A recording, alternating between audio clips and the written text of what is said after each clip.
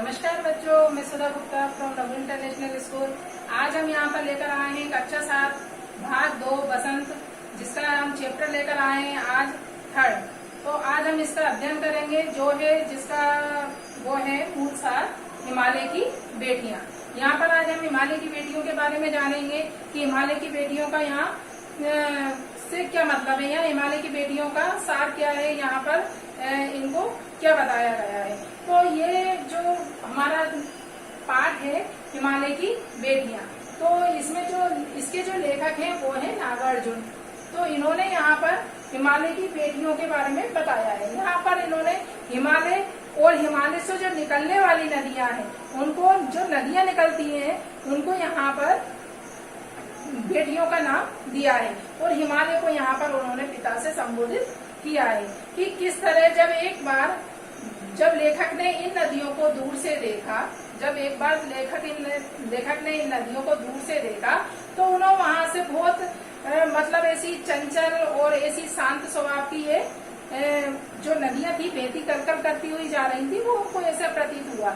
लेकिन जब लेखक ने इन नदियों को हिमालय के ऊपर चढ़कर देखा तो ये वास्तव में बहुत ही एक सभ्य महिला की तरह उनको दिखाई दे रही थी। अभी तक मैंने उन्हें दूर से देखा, बड़ी गंभीर शांत अपने आप में खोई हुई लगती थी। मतलब जब लेखक ने एक बार उन नदियों को दूर से देखा था तो वो जो नदियां थी वो अपने आप में बहुत ही शांत, गंभीर और अपने आप में खोई हुई लगती थी कि मानो वो कुछ सोच रही हो। तो संभ्रांत महिला की भांति में प्रतीत होती थी। संभ्रांत मतलब होता है यहाँ पर सभ्य, संभ्रांत मीन्स होता है यहाँ पर सभ्य महिला की भांति वो कैसी होती थी, प्रतीत। उनके प्रति मेरे दिल में आदर और श्रद्धा के भाव थे। तो इस तरह लेखक के मन में जो वो नदियां हैं उनके प्रति उनके लेखक के अंदर क्या था, श्रद्धा के भाव थे।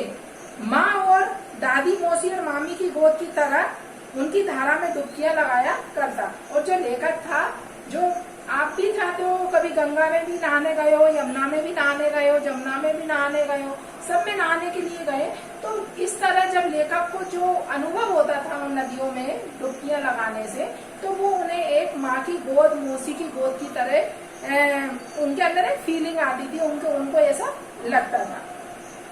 परंतु जब एक बार लेखक ने क्या करा, जब वो उसने हिमालय के पर चढ़कर, हिमालय के कंधे पर चढ़कर देखा तो वे नदियां उसके सामने ऐसी लग रही थी जैसे दुबली पतली मतलब ऐसे जो आपने ये तो ऐसा तो है नहीं है कि हिमालय से जो नदियां निकलेंगी वो एकदम बिल्कुल नदी के जैसे निकलेंगी।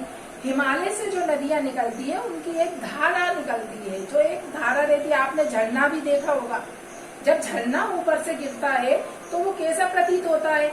इसी तरह नदियां भी अपने छोटे रूप में हिमालय से निकलती हैं। तो उसी तरह ये जो नदियां हैं उन्होंने जब वहां पर चढ़कर देखा, किसने, लेखक ने। किसने देखा यहाँ पर चढ़कर, लेखक ने।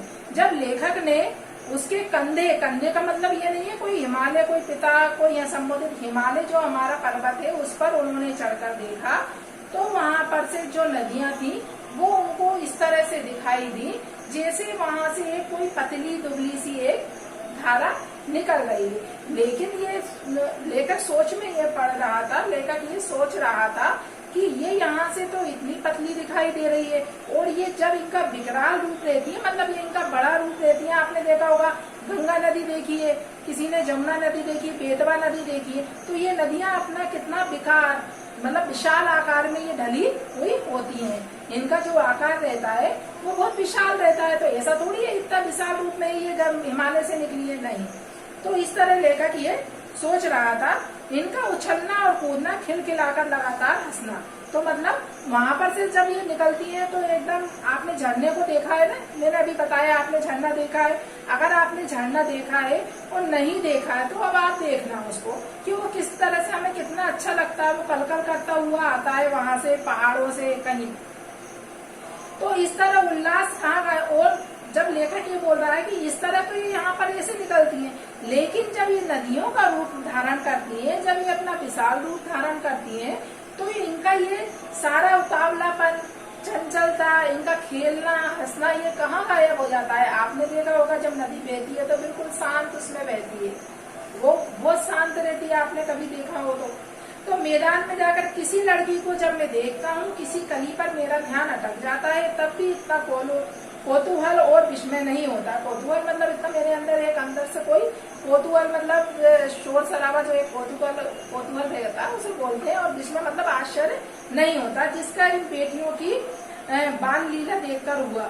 मतलब मुझे जब बेटियां, मतलब मैंने अभी भी आपको बताया था, यह बेटियों से संबंधित है, जो हिमालय से निकलने वाली नदियों के बारे में हम यहाँ पर बात कर रहे हैं, उसको यहाँ लेकर ने बेटियां नाम दिया है। तो मैंने इतना किसी लड़की की कौतूहल को देखकर मेरे मन में आश्चर्य नहीं हुआ, मतलब शोर शराबे को देखकर मेरे मन में इतना आश्चर्य नहीं हुआ जितना मैं इन बेटियों को देखकर अपने मन में आश्चर्य कर रहा हूँ कि ये मतलब कैसी नदियां हैं। अब जैसे ही आपने देखा होगा कि हमारी जो दो महानदियां हैं वो है सिंधु और ब्रह्मपुत्र। हमारी दो नदियां कौन सी हैं? सिंधु और ब्रह्मपुत्र। हिमालय को यहाँ पर पिता से भी संबोधित किया गया है और यहाँ पर उन्होंने ससुर से भी संबोधित किया गया है। अब कुछ छोटी नदियां हैं जो इसमें जाकर मिलती है, जो हिमालय से निकलती है और इनमें जाकर मिल जाती है, जैसे रावी, सतलुज, गंगा, व्यास, झेलम, यमुना, सरयू, गंडक, कोसी। ये हमारी कुछ छोटी छोटी नदियां हैं जो यहाँ पर जाकर मिल जाती हैं। अब इन्हीं नदियों के बारे में उन्होंने कहा कि छोटी छोटी जो बच्चियां हैं हिमालय की गोद में खेलकर आप वहां जाकर कैसे बड़ी हो जाती हैं। इसी तरह जो नदियां हमें सबको अच्छी लगती हैं, आपको भी अच्छी लगती होंगी, जब हम वहां पर जाते हैं, नहाने के लिए जाते हैं या हम किसी भी नदी को देखते हैं तो नदी को देखकर हमारे मन में क्या भाव उत्पन्न होते हैं कि क्या काश मैं भी इस नदी को छू लूं, काश मैं भी इसमें उतरकर खेलूं। होता है या नहीं होता है? सभी के मन में होता है, मेरे मन में भी होता है कि जब भी मैं कभी किसी नदी के किनारे पे जाती हूँ तो मुझे ऐसा लगता है कि इसके पानी को छुआ जाए।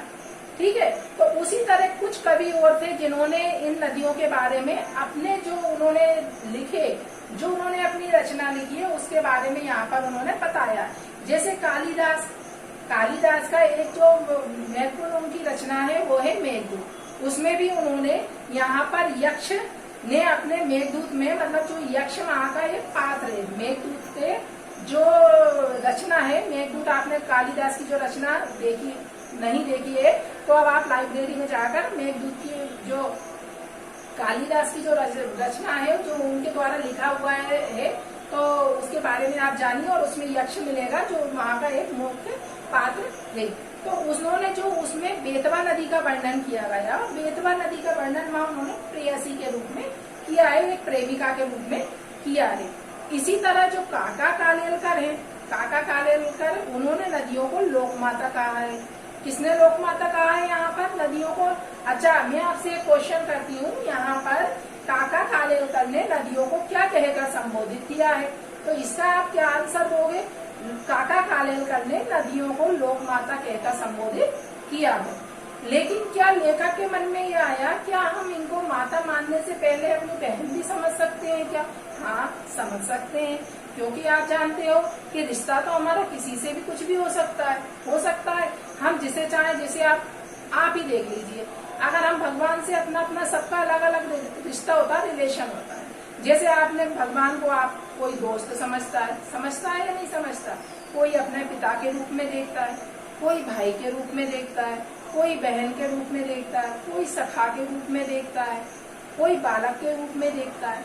इसी तरह नदियों से हम जैसा चाहे अपना संबंध बना सकते हैं। जैसे हम अपनी माता समझते हैं, वैसे चाहे नदियां हमारी माता होती हैं। आपने देखा, हम यही सुनते आ रहे हैं शुरू से, नदियां हमारी माता है। माता बनने से पहले यदि हम इन्हें बेटियों के रूप में देखें, अब यहाँ पर लेखक का कहना है कि अगर हम इन नदियों को, जैसे काका कालेलकर ने कहा कि ये हमारी लोक माता है, तो यहाँ पर लेखक बोलता है कि हम इनको अगर माता ना कहकर सबसे पहले हम अगर इन्हें अपने बेटियों के रूप में देखें तो क्या मैं गलत हूँ?